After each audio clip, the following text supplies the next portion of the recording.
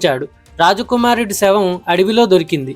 కానీ నగలు లేవు. దాంతో హత్యే జరిగుండాలని అనుమానించి రాజు హంతకుణ్ణి పట్టి ఇచ్చిన వాడికి పెద్ద బహుమానం ప్రకటించాడు.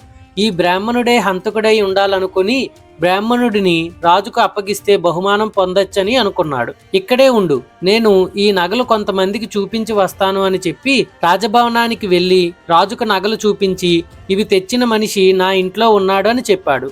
రాజభటులు వెళ్లి బ్రాహ్మణుని పట్టుకుని చేతులు కాళ్ళు కట్టేసి రాజు దగ్గరకు తీసుకొచ్చారు. బ్రాహ్మణుడు ఎంత చెప్పినా వినకుండా రాజు అతనికి మరణశిక్ష విధించాడు. అప్పుడు బ్రాహ్మణుడు పామును గుర్తు చేసుకున్నాడు. వెంటనే పాము వచ్చి, చెప్పు, నేనేం సహాయం చేయాలి అని అడిగింది.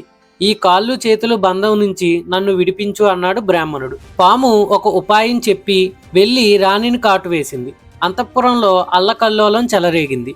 చాలా మంది వైద్యులు మంత్రవేత్తలు వచ్చినా ఉపయోగం లేకపోయింది. రాణి స్పృహలోకి రాలేదు. రాజు ఎంతో బాధపడి ఎవరు రాణిని బతికిస్తే వారికి గొప్ప బహుమానం అని ప్రకటించాడు. ఆ వార్త విని బ్రాహ్మణుడు నాకు అవకాశం ఇవ్వండి, నేను రాణిని బతికిస్తాను అన్నాడు. వెంటనే అతన్ని రాజు దగ్గరకు తీసుకువెళ్లాడు. పాము చెప్పిన పథకం ప్రకారం బ్రాహ్మణుడు రాణి చేయి పట్టుకోగానే విషం దిగిపోయింది. రాణి కళ్ళు తెరిచింది.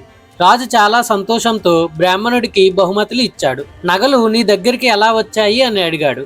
బ్రాహ్మణుడు జరిగిందంతా చెప్పాడు. రాజు అప్పుడు దుర్మార్గుడు అయిన స్వర్ణకారుణ్ణి శిక్షించి బ్రాహ్మణుడిని తన మంత్రిగా పెట్టుకున్నాడు. అతనికి చాలా గ్రామాలు ఇచ్చాడు. బ్రాహ్మణుడు భార్యా పిల్లలతో కలిసి ఆనందంగా జీవించాడు.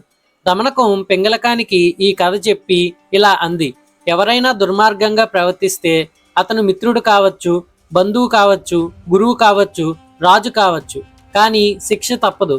ఈ ఎద్దు కూడా అలాంటి ద్రోహి.